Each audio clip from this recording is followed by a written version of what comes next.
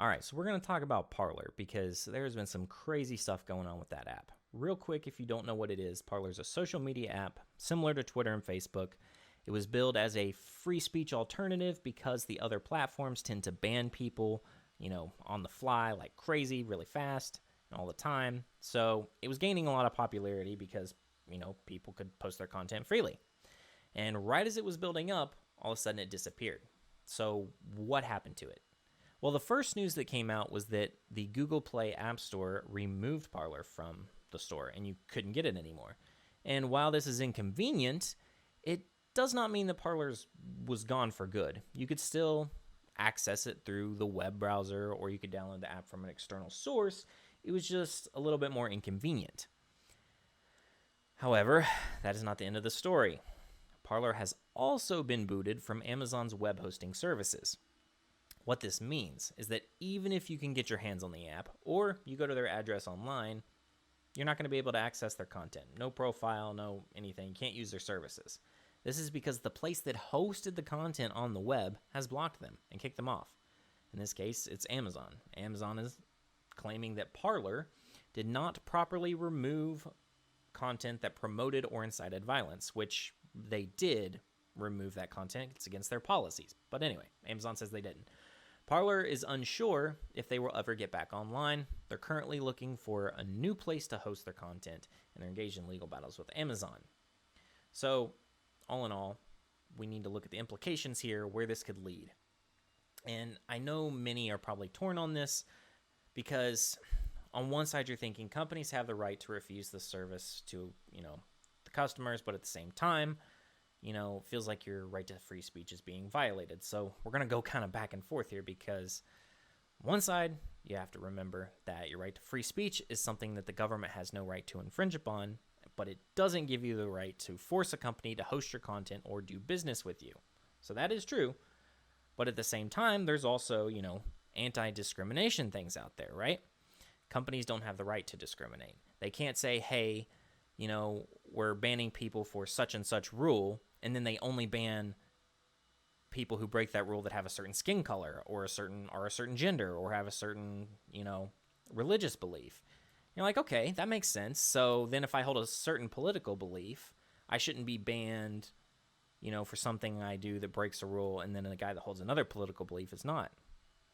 Well, that's not true entirely either because political beliefs aren't included in one of these, protected rights here that, companies can't discriminate based on. So, again, the water gets really murky here because what's a political belief? Is it, what's the difference between that and your religious belief? Maybe the way around it is to add political beliefs to one of these protected areas, or maybe the way around it is to say that, it's actually your religious beliefs they're taking an issue with. What's the difference between, someone who, is attending like a certain march, like a March for Life, for instance? You could say that's a political movement that they've gone to, but you could also say that it's a religious thing that they've gone to. It depends on where that's coming from.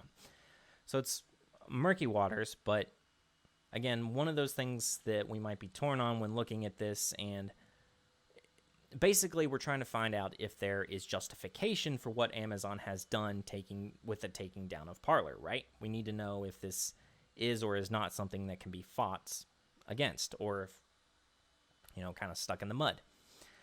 So like I said, Parler was banned for not taking the proper measures to block content that incite violence. And we've also seen this in cases with platforms such as Twitter, who ban individuals for, according to them, inciting violence.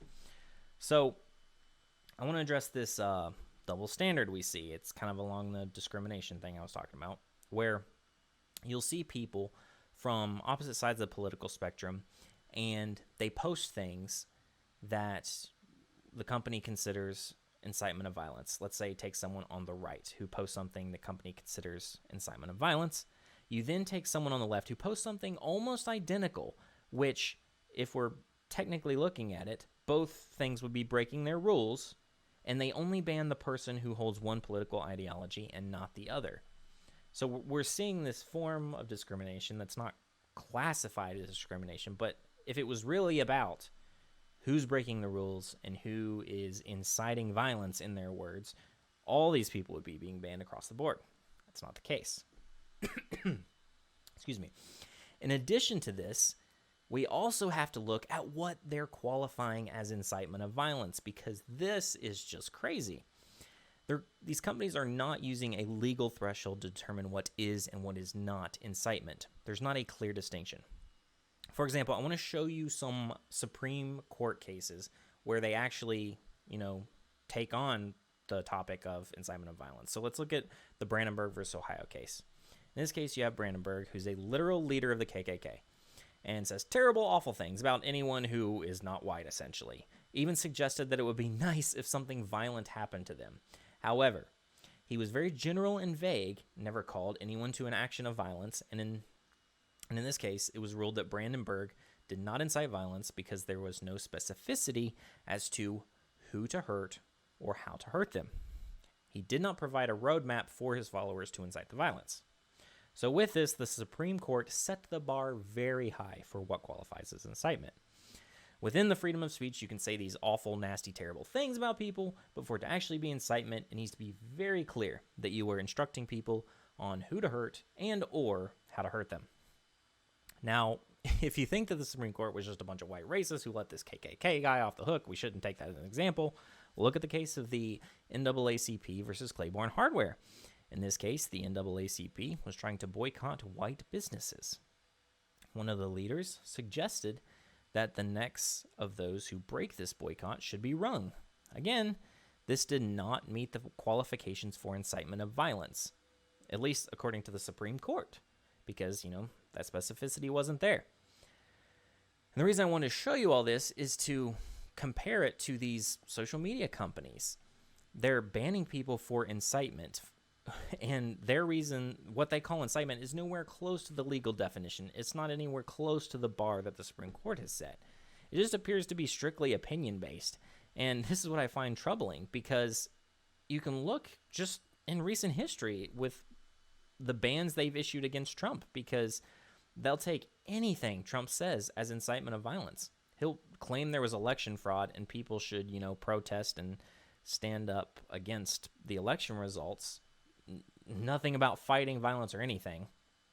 And the media will say that he is inciting violence and that these companies such as Twitter will ban him for inciting violence. But at the same time, you have major news organizations all throughout 2020, throughout the spring and the summer, justifying violent riots, excusing them, saying that protests aren't meant to be peaceful, and that stuff's not getting taken down. Granted, I don't think either one of those cases actually qualify as incitement of violence, according to, like the Supreme Court said. Neither one would be considered incitement. But if we're talking about which one's freaking closer, and you're, choosing who to ban, the stuff that these news organizations have put out is way closer to incitement of violence, because it's justifying and excusing it. All these things from Trump haven't even brought up committing violence, and he's even gone the opposite way and condemned it. So there's a double standard that is very, very clear to see, and you just have to look. So, okay, we've covered all of that. Now humor me for a little bit. Let's pretend that these companies are consistent across the board, okay? They ban all things equally. You would still have people getting banned and blocked quite frequently because of the bars these companies have set, or I should say the lack of a bar, because it's so low that it's almost non-existent. In fact, more people would be banned from these platforms if the companies were consistent, because not only would you have all these people who would consider themselves on the right being banned for stuff, again, that's not incitement, but the companies call incitement. Anyone that says anything equal to them on the left would also be banned. You would have so many people gone from these platforms. And the result would be you would still have the issue of ideas being silenced just because the company set their bar for incitement so low. So where do you go from here? Well, what are the actions we can take with, what are the things we can actually do? So one idea that you often hear uttered from the other side would be that something to the effect of, if you don't like it, why not start your own platform? Well, conservatives said, all right, let's do it. Other apps that did not censor speech were introduced. What happens next? Those apps are shut down. Again, Amazon probably had the right to shut down the service to Parler, maybe, but what does that leave you with in the end? You would essentially have to play this little game all the way back to the point where the so-called conservative company did not rely on the services or infrastructure from the liberal company. This means the conservative companies would have to go back and build up the entire infrastructure, or they would have to find a place that is not controlled by one of these companies. Essentially, go back as far as you can until these companies aren't involved at all. Start from there, work your way back up. Again, this is not an easy task. This isn't something trivial. It would be a tremendous amount of work. It would cost a lot of money. But what would this lead to? Well, let's follow, the thought down the road here. Let's say this happens and the conservative companies go build their own infrastructure and start everything over, like we said. Well, one of the things is it could lead to two separate economies. You have one conservative, one liberal economy. And that itself could manifest in a couple of ways. You could have it to where both economies, separate and restrict any content or business from the other economy. Or you could have, the conservative economy pops up and what it always tries to do and not restrict anyone and let people be free and open. And the liberal company, or liberal economy, restricts and limits people. So either way, you end up with two economies in that first scenario that are completely separate and for the most part don't do business with each other. Now that's one potential outcome. The other is that, again, they build up an infrastructure and it's open to all beliefs, and conservatives and liberals migrate over there because it's free and open to everyone. And those that are left with the former liberal companies that restrict people crumble due to lack of support and no funding, but that's going to happen. So that's one road we could go down. But what are some of the other options? What are other ways this thing could go? Well, or what are some other things we could do, I guess we should say. Well, one thing we could do is to, help reduce this little relationship being built between the government and these social media companies, these tech companies, these protections. I'm sure many of you have heard the subject beat to death about Section 230 and all that jazz. And if you haven't, go do a little bit of research, but there's a lot to deal with there about, special protections and privileges from the government with regards to these tech companies, and it allows them to kind of create these problems that could be avoidable if Section 230 wasn't set up in a specific way. Again, we don't want to talk about that all this video. Many of you probably already know about it, or if not, you can go watch plenty of videos on that. There's a lot. So back to this. One more area that we can look into, in addition to this, the Section 230 thing, the building our own infrastructure thing, some other things we can do. There's kind of a legal precedent for something like this. Granted, it's a little bit different, but I think there is a case that could be made that this is a similar scenario to what we have now. So let me go through this here, and you can tell me if you think it's similar or whatnot. So let's look at the case of Marsh v. Alabama. In this case, we have it's essentially free speech in a company town. If you don't know what a company town is, it's exactly what it sounds like. It's a town that it was owned and operated by a company. And what we had in this particular Supreme Court case was a Jehovah's Witness was restricted from handing out religious material on the streets of this town. She claimed that she had the right to do so under the First Amendment and handed out the material anyway. She was arrested and charged with trespass by the state. So the Supreme Court looks at this and they overturn it because they came to the conclusion that the company functioned like a public town. Justice Hugo Black said, quote, "The more an owner for his advantage opens up his property for use by the public in general, the more do his rights become circumscribed by the statutory and constitutional rights of those who use it." They go on to say that whether a corporation or municipality owns or possesses the town, the public in either case has an identical interest in the functioning of the community in such a manner that the channels of communication remain free. Now, when I saw this, I thought, wow, this is huge. This is not all too different from what we have in front of us right now. These social media platforms have been marketed as just as public platforms that, they're free and open to use for the public. You could say that they opened up their own digital town for use by the public. All these people have migrated there. It's full of communities and people who get on there and, communicate about things and are involved in planning events and all these different sort of things. And it's a big, essentially a digital town, like I said. And if you wanted to use that phrase, digital town, you could almost say the exact same thing and it would sound very similar. You could say they opened up their own digital town for use by the public in general, so the rights of the owner become circumscribed by the statutory and constitutional rights of those who use it. Whether a corporation or municipality owns or possesses the digital town, the public in either case has an identical interest in the functioning of the community in such a manner that the channels of communication remain free. So all that's left, if you're looking at this case, is to determine if these social media platforms are these public open spaces equivalent to the town in this court case. I think you can make good arguments to support that, but we'll have to see. Like I said, go and look at this case and look at the language that is used. The channels of communication remain, open and free. And I mean, that's kind of what these tech platforms have become. At least that's what they were billed as, right? When you were marketed these companies to join and create your platforms and profiles and everything that goes along with that. That's what it is. They're communities, right? So we'll see. That's just one of the, precedents that we've had in the past that has been set and might be worth looking into as one of the options.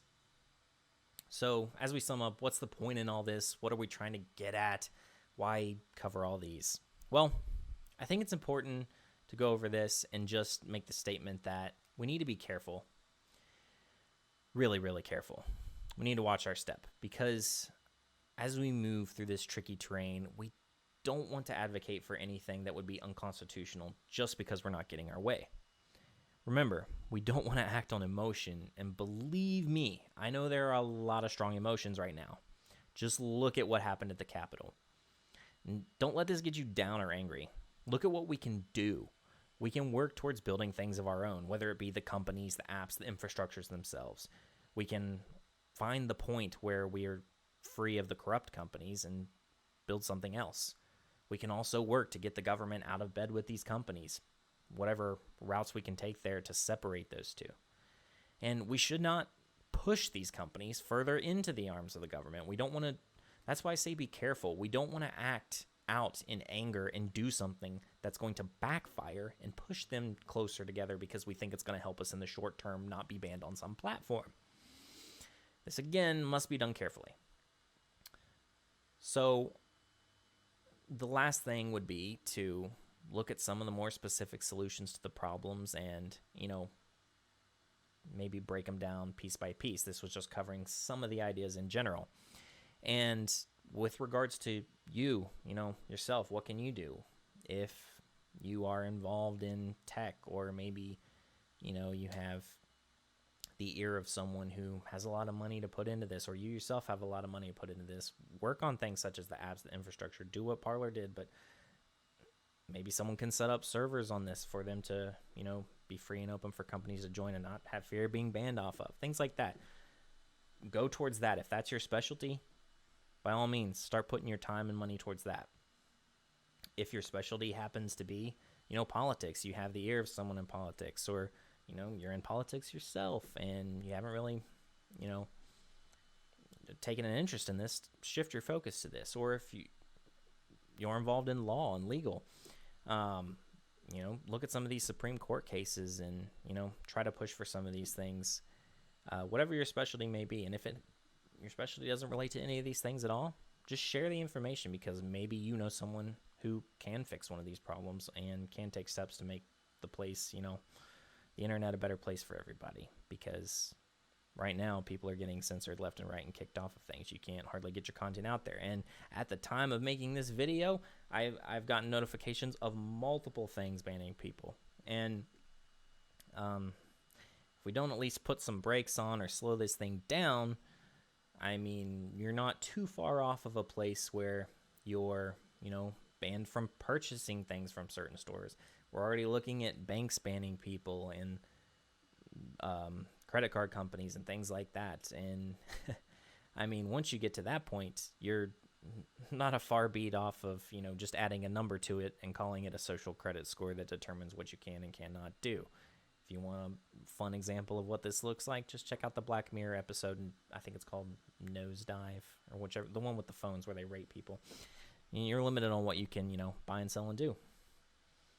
Anyway, that's kind of a dark place it could go. Not saying it will go there, but it's nice to put some brakes on before we get to that point, right? Well, that said, take some time. If you're really emotional about this, check that emotion.